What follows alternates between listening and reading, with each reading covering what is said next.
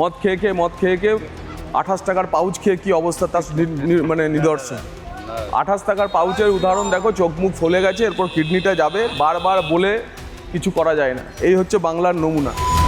Chop শিল্প, এই দেখুন চপ শিল্প, এই দেখুন আমার মনোদা হচ্ছে তৃণমূলের নেতা আমার পাড়া, কিন্তু এত সুন্দর আত্মিক সম্পর্ক আমাদের আপনারা কল্পনাও করতে পারবেন না। অপচয়, এগুলো তো basic municipal amenities, basic municipal service. এই তো পুরো চেয়ারম্যান আমার বিরুদ্ধে প্রার্থী, দেখুন কিভাবে জল নষ্ট হচ্ছে।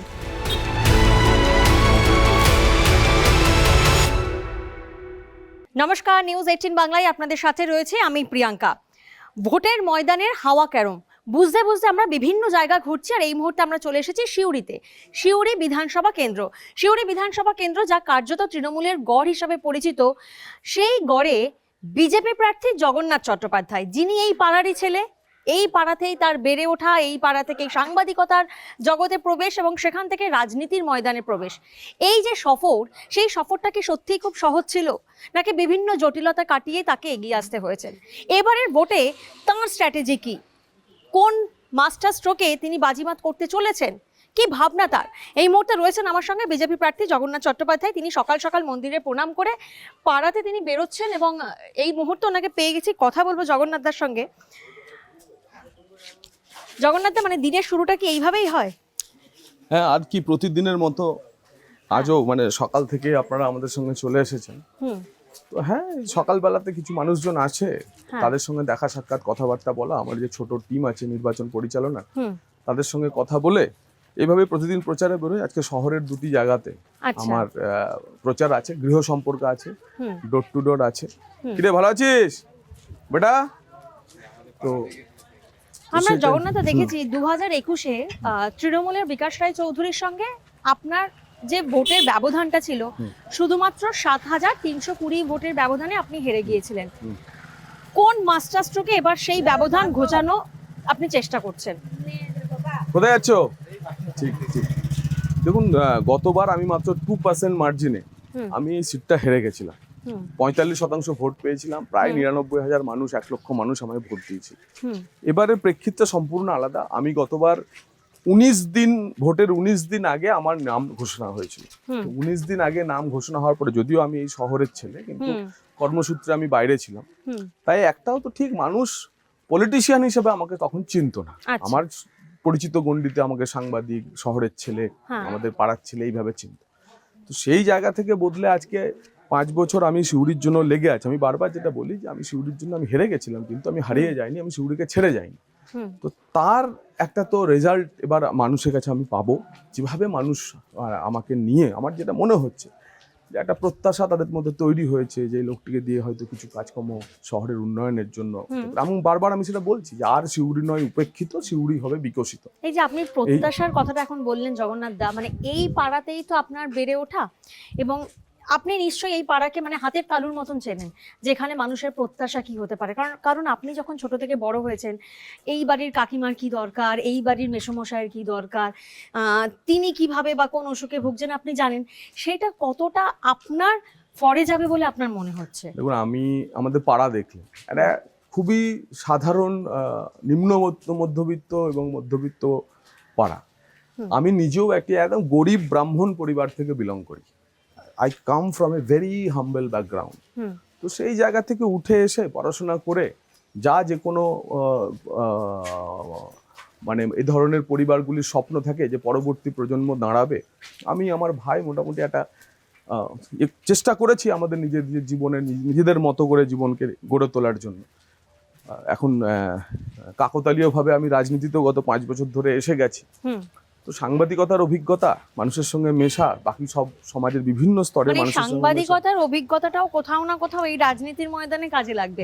ডেফিনেটলি কাজে লাগছে। কিন্তু আমি যে পাড়ার প্রসঙ্গ আপনি বলছিলেন, এখন সেই পাড়াকে নতুন করে আমি যদি মানুষের আশীর্বাদ পাই, তো আমার তো ফোকাস থাকবে যে পাড়ার যে অ্যাটলিস্ট যে গরিব মানুষগুলো রয়েছে, তাদেরকে নতুন করে তাদের জন্য যদি কিছু ব্যবস্থা আমি করতে পারি, পাড়ার উন্নয়নের জন্য কিছু করতে পারি, তো সেটা আমার তো বিশেষ ভালো লাগার কারণ হবে। তবে শুধু পাড়া না, সিউড়ি শহর, সিউড়ি বিধানসভা, আমি যেটা বলছি যে সিউড়ি শহরকে টিয়ার 2 সিটি হিসাবে গড়ে তোলার একটা স্বপ্ন আমার রয়েছে হ্যাঁ। তার ইনফ্রাস্ট্রাকচার, তার সার্ভিসেস ইত্যাদি বাড়ানো। আচ্ছা, আরেকটা জিনিস জানবো যে যেমন আপনি বলছেন যে এই পাড়াকে আপনি একদম ছোটবেলা থেকে দেখে এসেছেন, প্রত্যেকটা মানুষের কি চাহিদা কি প্রত্যাশা আপনি বোঝেন জানেন, কিন্তু এই বীরভূমটা আমরা দেখেছি যে অনুব্রত মণ্ডল সরাসরি এই বীরভূমের রাজনৈতিক সঙ্গে এখন যদি ময়দানে সে অর্থে নাও থেকে থাকে, সেই যে রাজনৈতিক শূন্যতা সেটা কি আপনি কাজে লাগাচ্ছেন তাহলে?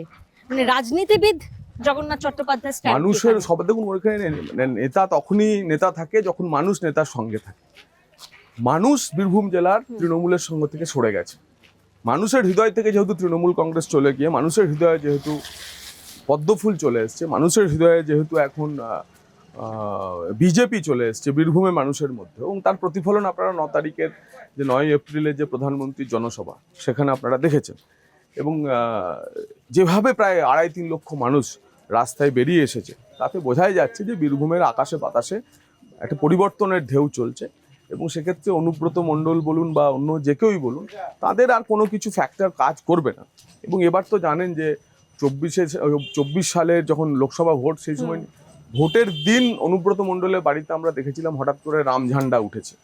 আবার এখন তো এবার দেখলাম যে উনি শ্রীরামনবমীতে হাঁটলেন, রামনবমী শোভাযাত্রায় হেঁটে জয় শ্রীরাম বলছেন। তো এখন অনুব্রত মণ্ডল যিনি রাস্তায় উন্নয়ন দাঁড় জগন্নাথ করিয়েছিলেন, একটু থামাবো, এই পাড়াতে বেড়ে ওঠা আর এই পাড়াতেই ভূমিপুত্র জগন্নাথ চট্টোপাধ্যায়ের এই দেওয়াল লিখন থেকে কেমন লাগছে? কার্যকর্তারা লিখেছে তো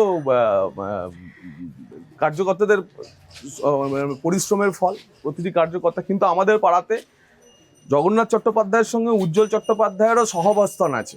হ্যাঁ, আমাদের পাড়াতে কোনো একেবারে। রাজনৈতিক, পশ্চিমবঙ্গের যে রাজনৈতিক সংস্কৃতি, যে একটা রাজনৈতিক দল অন্য রাজনৈতিক দলকে অচ্ছুত করে রাখে, আমাদের পাড়াতে অন্ততপক্ষে তা নেই।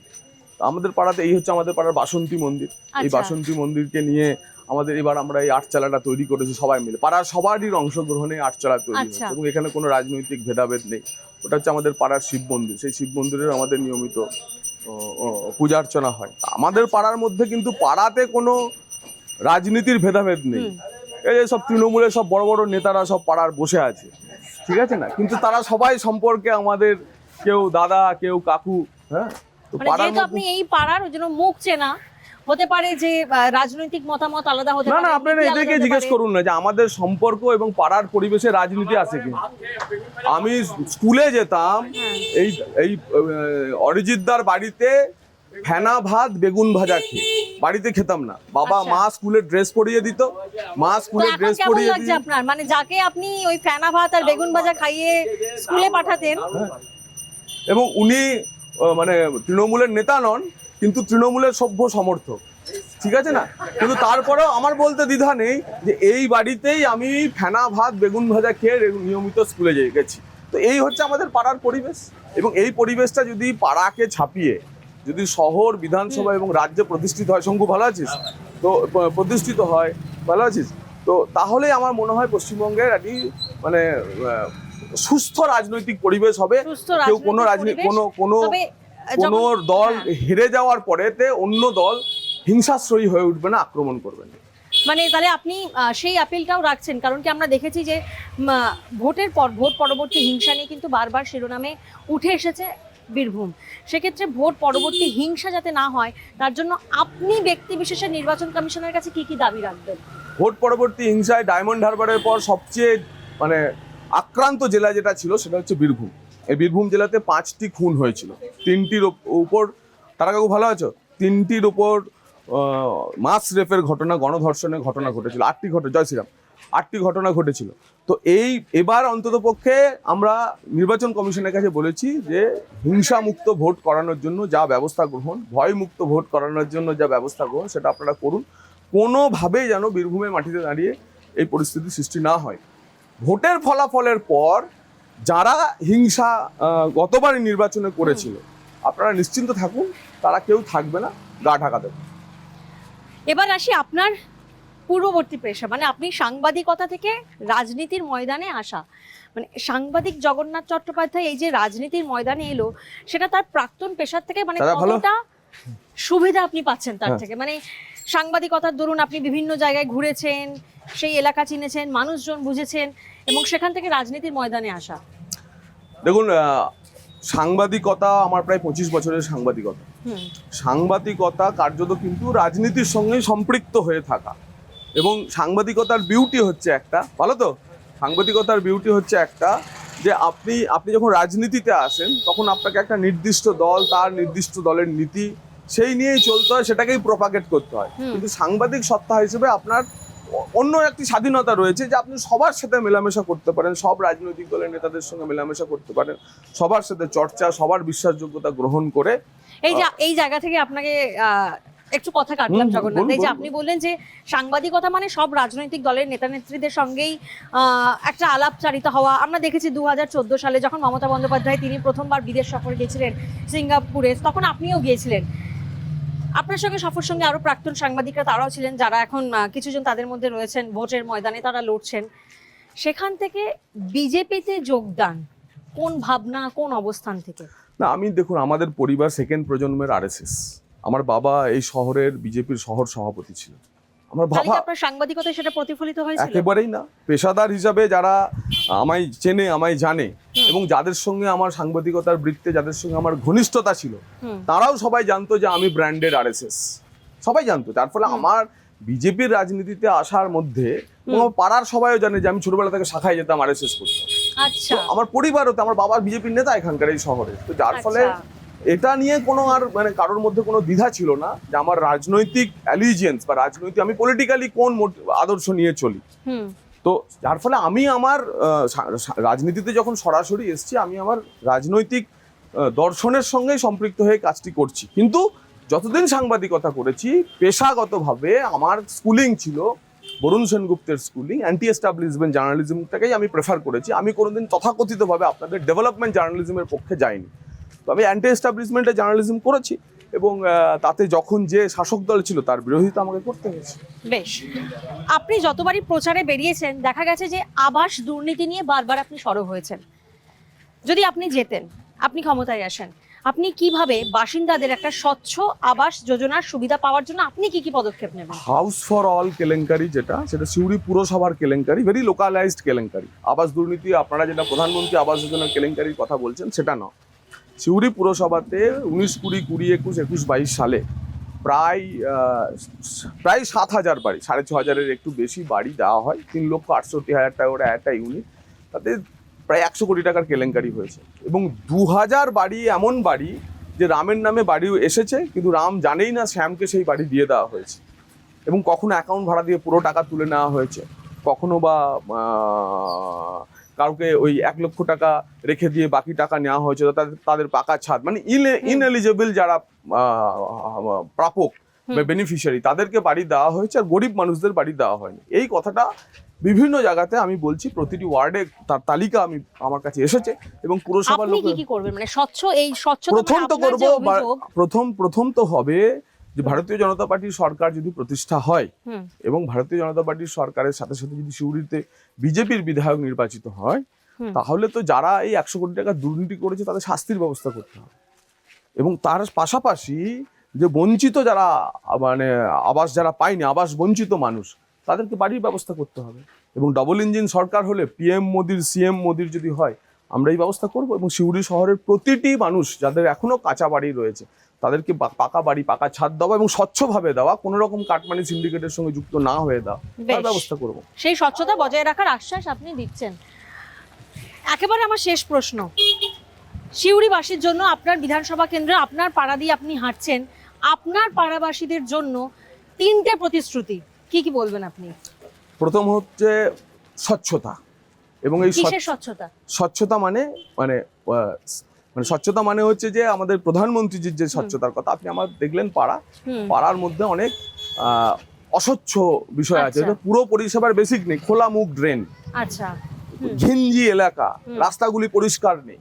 তাই পাড়ার ক্ষেত্রে আমার সবার আগে যেটা করতে হবে, আমার পাড়াকে স্বচ্ছ পাড়া তৈরি করতে হবে, এবং এটাতে লোকাল অ্যাডমিনিস্ট্রেশন বা লোকাল ক্ষমতা না থাকলে সেটা করা সম্ভব নয়। দ্বিতীয় হচ্ছে, পাড়ার প্রচুর মানুষের এখনো আবাসের বাড়ি নেই, কাঁচা বাড়ি, আপনি দেখেছেন, আপনাদের ক্যামেরাতেও ধরা পড়েছে। তাদের প্রত্যেকের মাথায় পাকা ছাদের ব্যবস্থা করতে হবে, পাড়ার প্রত্যেকের মানুষের হাতে যেন পাকা ছাদ থাকে। আর তৃতীয় যেটা হচ্ছে, মানুষের কাছে, মানুষ এখানে আমাদের একটা পাড়াতে সব প্রচুর নেশা বা ইত্যাদি কেন্দ্রিক ব্যবস্থা আছে, গরিব পাড়াগুলোতে যা হয় এসবই মেতে থাকে। তার মুক্তির ব্যবস্থা করা এবং সেই মুক্তির ব্যবস্থা তাদেরকে এমপ্লয়মেন্টের দেওয়ার ব্যবস্থা করা। ছোটখাটো কাজ, সবাই এখানে মানে সরকারি চাকরি বা ওই ধরনের কোনো অর্গানাইজ সেক্টরে বড় কাজকর্ম পাবে তা না, ছোট ছোট কাজ জোগাড় যদি করে দিতে পারি তাহলে আমার মনে হয় এইটা, হাতে কাজ, পেটে ভাত, মাথায় ছাদ, আর তার সঙ্গে পাড়া পরিষ্কার পরিচ্ছন্ন রাখা, এই 4-5টি কাজ যদি পাড়ার জন্য করা যায় আমার মনে হয় সেটাই যথেষ্ট, পাড়ার মানুষ খুশি থাকবেন। একেবারেই, অর্থাৎ গণতন্ত্রের সব থেকে বড় এই উৎসবে মাথার উপর নিরাপদ ছাদ, সুরক্ষিত একটা ভবিষ্যৎ এবং রাস্তাঘাট পরিষ্কার পরিচ্ছন্ন, এই প্রতিশ্রুতি দিচ্ছেন বিজেপি প্রার্থী জগন্নাথ চট্টোপাধ্যায়। শেষ হাসি হাসবে কে, এখন সেটাই দেখার।